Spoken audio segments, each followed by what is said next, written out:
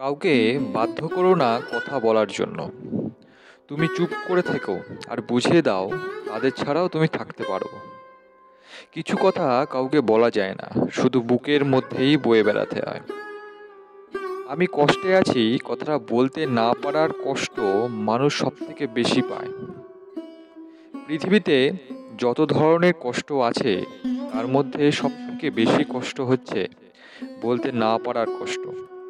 শব্দ হয় না, রক্তপাত হয় না, কিন্তু ভিতরে ভিতরে জ্বলে পুড়ে ছারখার হয়ে যায়। কষ্ট যখন সীমা ছাড়িয়ে যায় তখন মানুষ আর কাঁদে না, চুপ হয়ে যায়। মনের ভিতর কাঁদে যারা, চোখের কোণায় ফোটে না, জড়িয়ে ধরে আগুন নেভায় এমন মানুষ জোটে না। বদলে গেলে তুমি আর কষ্ট পেলাম আমি, যাকে আমরা কোনোদিন পাবো না তাকেই আমরা মন প্রাণ দিয়ে ভালোবেসে ফেলি। সুখ নামের ছোট নৌকোয় আজও পা দিতে পারলাম না। মনের কথা অন্যকে যত কম বলা যায় ততই ভালো, কারণ মন বদলায় কিন্তু কথা ফেরত নেওয়া যায় না। কারোর সাথে কথা বলার অভ্যাস করবেন না। মানুষটি কথা বলা বন্ধ করলে শ্বাসকষ্ট হয়। কাছে টেনে নিয়ে অবহেলা করার চেয়ে ফিরিয়ে দেয়া অনেক ভালো। যারা বেশি ভাবে তারা জীবনকে উপভোগ করতে পারে না।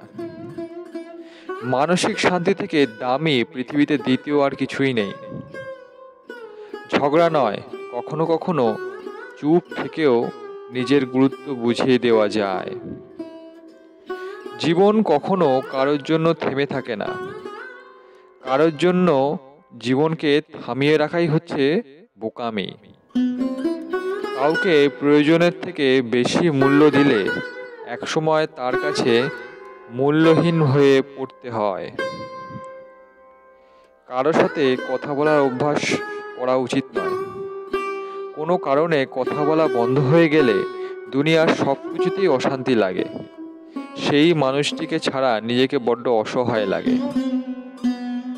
ইচ্ছে থাকা সত্ত্বেও কথা না বলতে পারার মতো নির্মম অনুভূতি পৃথিবীতে দ্বিতীয়টা নেই। অসহায় কাকে বলে জানেন? কারো সাথে কথা বলার তীব্র ইচ্ছা থাকা সত্ত্বেও তার সাথে কথা না বলে থাকা। আজকের ভিডিওটি আপনাদের কেমন লাগলো লাইক, শেয়ার এবং কমেন্টের মাধ্যমে জানাবে। এই ধরনের ভিডিও আরও পেতে অবশ্যই বেল আইকনটি প্রেস করবেন, যাতে পরবর্তী ভিডিওগুলো আপনার কাছে সহজেই পৌঁছে যায়। অবশ্যই আপনার কী ধরনের ভিডিও পছন্দ করেন সেটা কমেন্টের মাধ্যমে জানাবেন, যাতে আমরা সেই ধরনের ভিডিও আপনাদের সামনে নিয়ে আসতে পারি। আজকের মতো বিদায়। সবাই ভালো থাকবেন, আনন্দে থাকবেন। ধন্যবাদ।